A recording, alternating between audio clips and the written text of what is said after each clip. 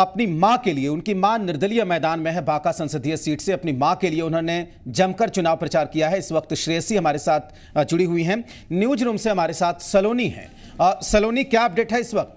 बस अपडेट का इंतजार हो रहा है राजेश। ये जो सीटें हैं बेहद खास ये सीटें, इससे इनकार करना नहीं होगा क्योंकि 2014 में राजेश हमने आपने दोनों ने ही देखा था कि किस तरह से मोदी लहर थी, लेकिन सीमांचल के इस इलाके में मोदी लहर के बावजूद कोई ऐसा खास कमाल एनडीए नहीं कर पाई थी। ऐसे में ये जो सीट है बहुत अहम हो जाती है और लगातार राजेश हम और आप और हमारे सभी सहयोगी लगातार अपील भी कर रहे हैं अपने दर्शकों से। जो हमारे दर्शक हमें किशनगंज, कटिहार, पूर्णिया, भागलपुर और बांका से देख रहे हैं, उनसे लगातार हम ये अपील कर रहे हैं, निकलें घर से बाहर, वोट दें और अपने जो उम्मीदवार हैं, अपने जो क्षेत्र के जो चेहरा है, जो आपको लगता है कि आपको विकास की ओर ले जाएगा, उसे चुनें। इसके लिए लगातार हम अपडेट भी कर रहे हैं और अब जो अपडेट अभी हमें मिलने वाला है कुछ ही क्षणों में, हमारी पीसीआर की टीम लगातार हमारे साथ कोऑर्डिनेट भी कर रही है, कुछ ही क्षणों में अपडेट मिलेगा कि वोटिंग प्रतिशत कितना पहुंचा है। राजेश, ये जो सीटें हैं ये बहुत खास है और बांका से हमारे साथ श्रेयसी जुड़ी हुई हैं। श्रेयसी, आपको हमने बहुत बार देखा, आप लोगों के बीच गई अपनी माँ के लिए, इस तरह से उनके बीच जाना, प्रचार करना, कितना अच्छा एक्सपीरियंस आपके लिए रहा? आप एक खिलाड़ी हैं, लोगों के बीच जब आप पहुंचती हैं तो किस तरह का एक्सपीरियंस आपको मिला और युवाओं से बातचीत करके उनका मन टटोल के क्या लगा?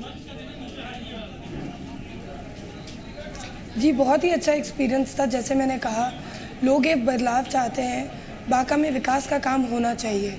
जहाँ तक युवा वर्ग की बात है, नेचुरली हम एक हम उम्र हैं, उनके साथ पढ़े हैं, तो वो लोग कनेक्ट करते हैं हमसे और इसीलिए वो शायद आज हमारे थ्रू हमारे माँ से जुड़ना चाहते हैं। तो बहुत ही अच्छा रिस्पांस था, बहुत मज़ा भी आया, कुछ पुरानी यादें ताज़ा हुई, पापा के बारे में लोगों ने बहुत प्यार और आशीर्वाद से बात की, माँ के साथ भी जुड़े रहने का आश्वासन दिया।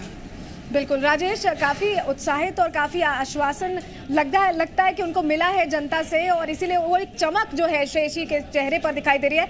बांका के ही हैं आप राजेश, तो बेहतर सवाल शायद आप ही करेंगे। Over to you. हाँ बिल्कुल सलोनी, तो जाहिर सी बात है कि लगातार हम बात कर रहे हैं श्रेयसी से और आवाज़ इनकी फंसी हुई है, इतना भाषण इन्होंने दिया है चुनावों के दौरान।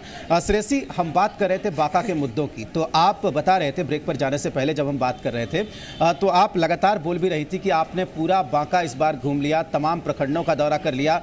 क्या हैं मुद्दे और क्या वादे किया आपने लोगों से यहाँ चुनाव के दौरान? देखिए, कोई ठोस वादे हम कर नहीं सकते थे क्योंकि आचार संहिता का उल्लंघन होता, लेकिन मुद्दा विकास का है। और जैसे मैं आपको बता रही थी, हमारे पिताजी ट्रेन लेकर आए बांका में, पूरे भारत को बांका से जोड़ दिया, लेकिन फिर भी वो रेलवे लाइन का काम एक तरीके से रुक सा गया है। भितियाल ट्रेन लाइन प्रोजेक्ट अभी तक कंप्लीट नहीं हुआ है। ऐसी ही बहुत सारी जगह हैं।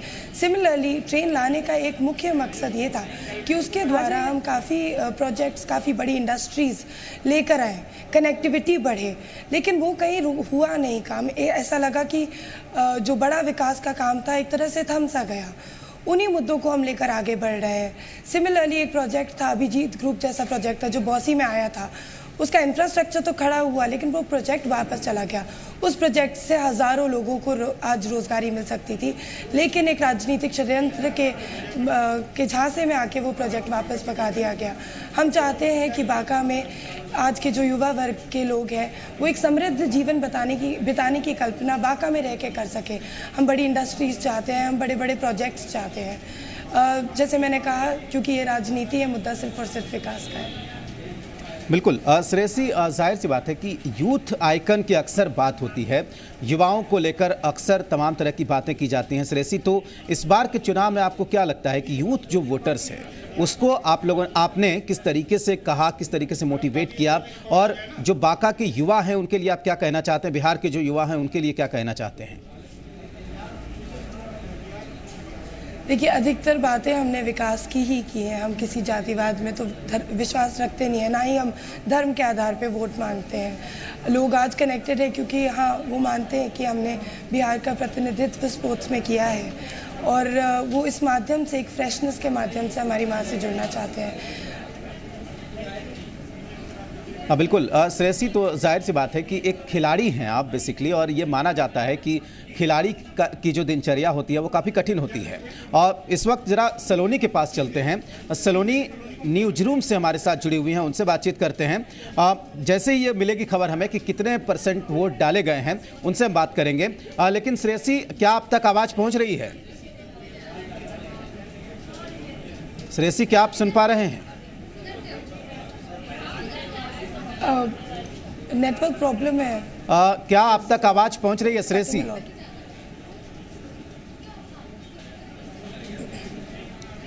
या हाँ बिल्कुल। तो श्रेयसी हमारे साथ जुड़ी हुई हैं, लगातार वो बात कर रही हैं। श्रेयसी, हम ये बात कर रहे थे कि यूथ आइकॉन बताया जाता है अक्सर। श्रेयसी सिंह हैं, कॉमनवेल्थ गेम में इन्होंने गोल्ड जीता है, इससे पहले सिल्वर भी जीता है, आगे ओलंपिक पर निशाना इनको लगाना है। तो युवाओं के लिए क्या कुछ कहना चाहेंगे आप, बांका के युवाओं के लिए, बिहार के युवाओं के लिए?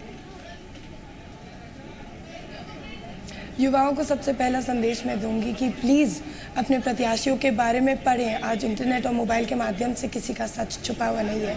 तो एक ऐसा प्रत्याशी चुने, जो एक ऐसा प्रतिनिधि चुने जो वाकई में विकास का काम कर सके। इन पुरानी बातों पे, जैसे आजकल मैं बिहार में देखती हूँ कि बहुत से लोग आज भी धर्म के आधार पे वोट दे रहे हैं, जात पात के आधार पे वोट दे रहे हैं। वाकई में आप बात मानिए तो कुछ गाँव में कुछ बुजुर्ग महिलाएं ऐसी थी जो बोल रही थी कि क्या हमें कुछ पैसा मिलेगा। मैं चाहती हूँ और मैं अपील करती हूँ यूथ से कि इन पुरानी बातों को छोड़ के अपने प्रत्याशियों के बारे में पढ़ के, समझ के, अपनी सूझबूझ से एक सच्चा प्रत्याशी चुने। और जैसे मैंने कहा, आज इंटरनेट के माध्यम से किसी का भी सच छुपा हुआ नहीं है। श्रेयसी,